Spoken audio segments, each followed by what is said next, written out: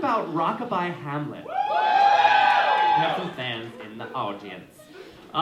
Okay, so Rockabye Hamlet opened at the Minskoff in 1976, a rock and roll adaptation of Hamlet. The show was originally called Kronberg 1582. Cliff Jones was commissioned to write it by the Canadian Broadcasting Corporation. A huge hit in Canada, the show had interest from producers for a Broadway run.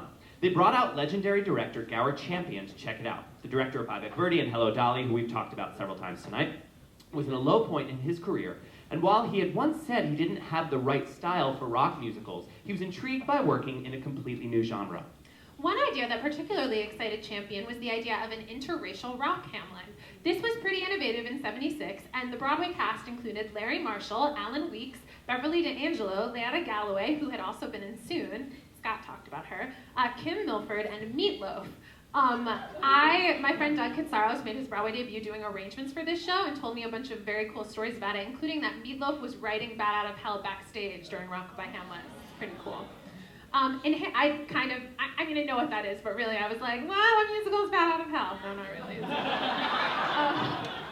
In Hamlet, Prince Hamlet exacts revenge, all of you know this, on his uncle Claudius for murdering his father, the king. A rock extravaganza version of this well-known tragedy seemed innovative too. The production was a huge stage-like rock concert, with giant ramps, bridges, floating staircases, and more high-wattage lighting than any other Broadway show at the time. Producer Joe Kipnis thought the only way to do the show right would be to make it a $1 million production, which at the time was a huge capitalization. After Hair and Jesus Christ Superstar, everyone wanted to create the next huge rock musical success. That looks like Christopher Walken, but it's not. I'm always fooled. It also looks like He-Man.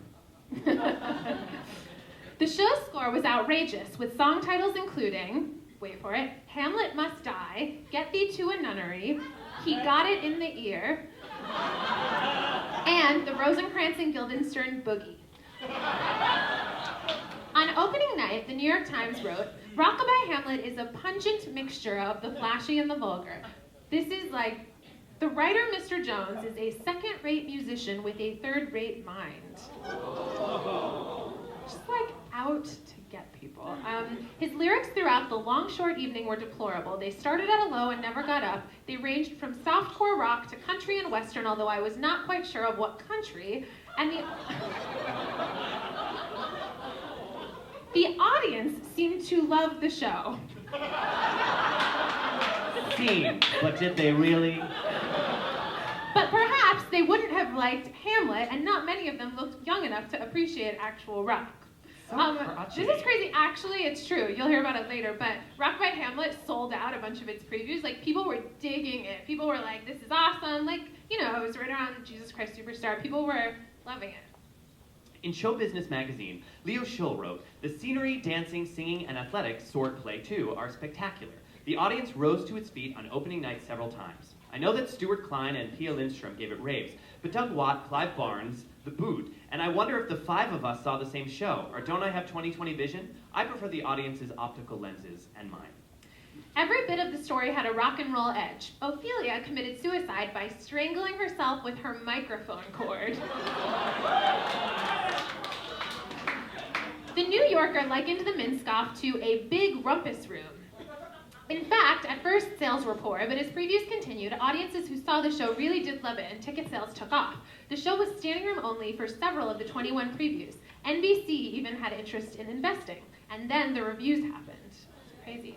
Here to give you a taste of Rockabye Hamlet, playing les artistes Taylor Trench, and welcome back Amanda, Monet, Danielle, Ryan, Kelvin, and Chris.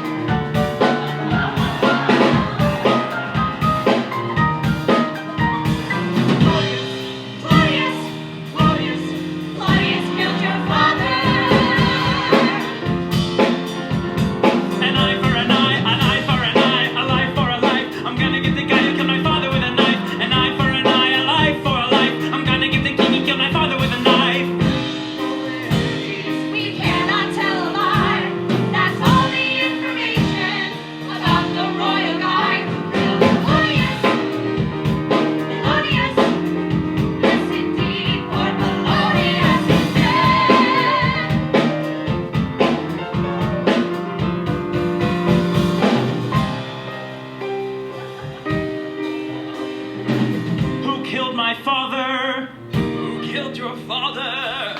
I'll have revenge. You shall have your revenge. Take your sword, O King of Danes, 'cause I'm going to